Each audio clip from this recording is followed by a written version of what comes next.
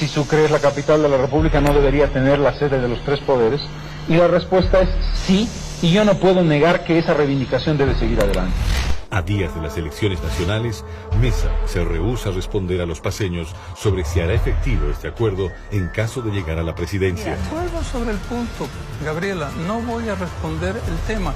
Podemos seguir y podemos perder el programa entero con ese diálogo, con mucho gusto, yo encantado. Pero insisto en eso, candidato, porque Gabriela, no voy a responder el tema.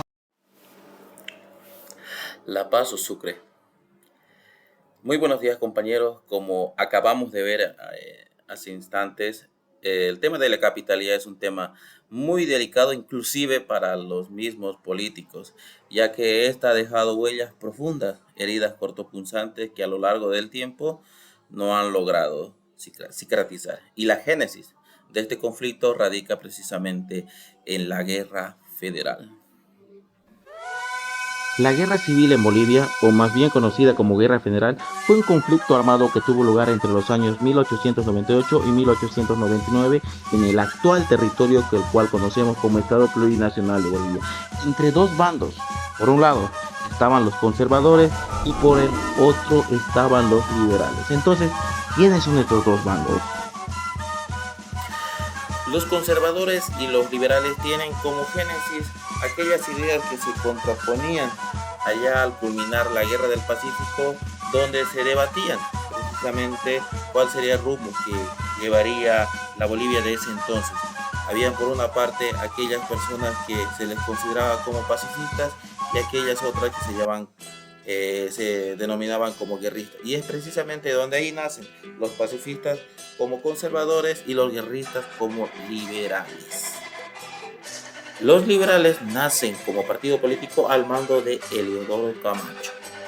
Los conservadores lo harán después de las elecciones de 1884 de la mano de Gregorio Pacheco y Aniceto Arce, dos empresarios mineros ligados íntimamente con la plata.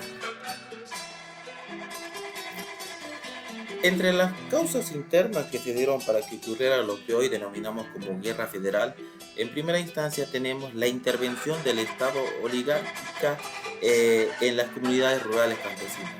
Se da cuando el aporte minero o aporte del estaño no alcanza para mantener el aparato estatal, por lo que a finales del siglo XIX el Estado estatal no encuentra otra magnífica solución que la manutención de las tierras. ¿Qué significa esto? Significa que el Estado va a pedir aportes a los campesinos rurales y por lo contrario, en caso que ellos no lograsen dar ese aporte o ese impuesto, el Estado les revertiría tales tierras. Entonces nace un descontento.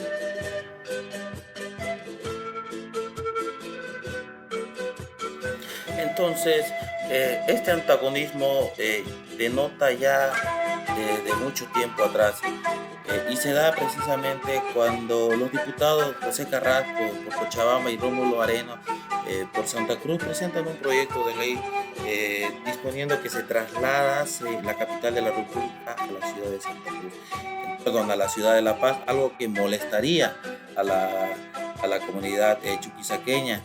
Peor aún cuando el presidente Mariano Bautista convoca al Poder Legislativo para que sus deliberaciones se hicieran a través de la ciudad de La Paz, lo que hizo molestar a la población chuquisaqueña, diciendo cómo es posible que el presidente libere de allá, que La Paz era una aldea donde vivían puros indios. Entonces, esto fue lo que demarcó y lo que la población de la ciudad de La Paz junto a los de Oruro pidieron o levantaron la voz por federalismo. Y es precisamente aquí es donde por primera vez en la historia de Bolivia se alza este nombre, federalismo, ¿no?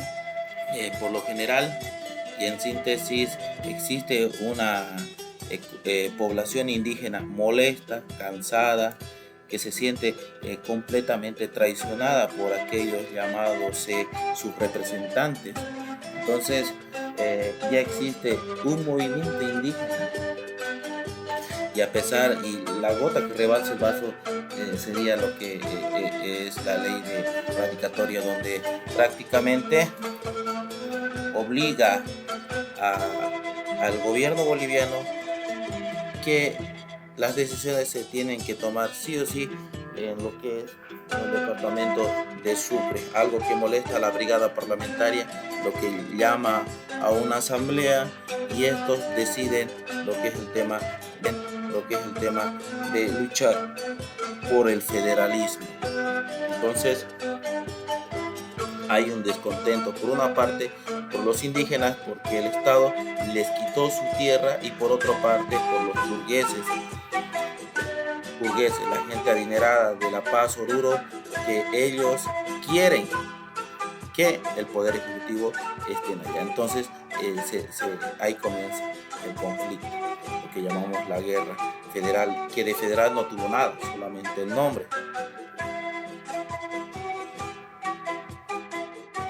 Bueno, el epicentro de este conflicto se desarrolla en Cochabamba, Oruro, La Paz, Potosí. Existen movimientos o levantamientos a favor de los liberales. Bueno, el ejército constitucional a la cabeza del presidente ya ha anunciado de que se ha conformado un estado federal a la cabeza de Pando. Decide marchar a la ciudad de La Paz,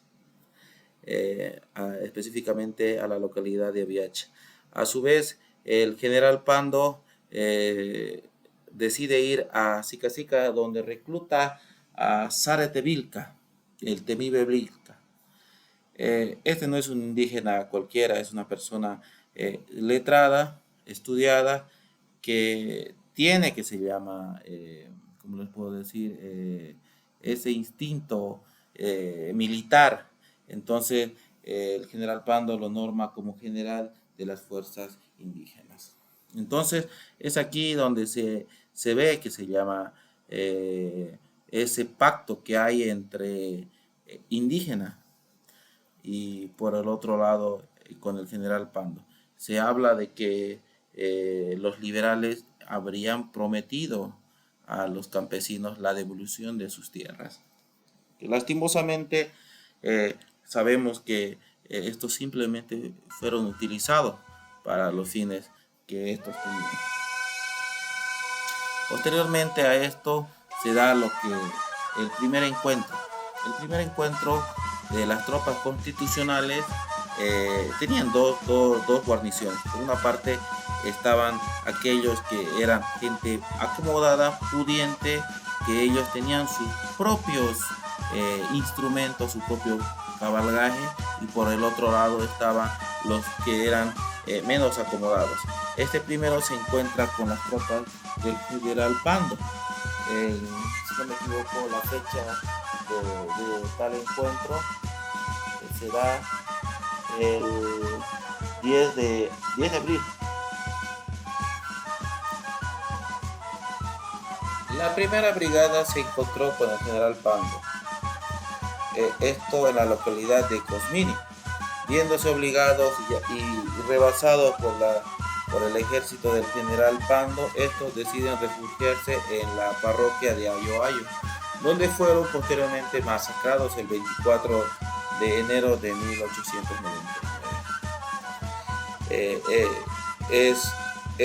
Este masacre es algo que fue recordado como una de las páginas más tristes de la historia de Bolivia, que no fue la primera. Luego el otro enfrentamiento donde se registró una masacre tal fue que se llama Moza, donde el ejército de Pando decide descansar y es sorprendido por el ejército de Vilca, donde los confunden y terminan asesinándolos. El ejército de Pando venía incluso a reforzar a lo que es el ejército de Vilca.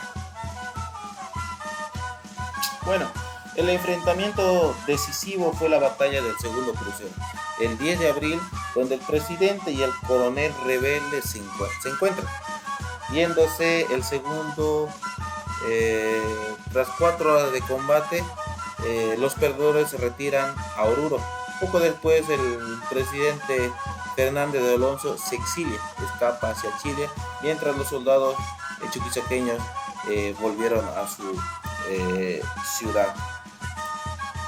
Bueno, el triunfo de los paceños, aunque el potencial bélico del ejército constitucional del sur era superior al de los liberales, estos últimos contaban con los mayores recursos humanos, prometiéndole a los indígenas, como les había comentado, la devolución de sus tierras.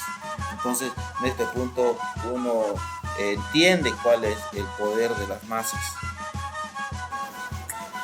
Bueno, en general, la guerra civil federal, lo único que tuvo de federal fue el nombre, ya que sus principales promotores, aquellos que impulsaron lo que es el federalismo en su momento, cuando ganaron al fin la contienda, no optaron por esta vía.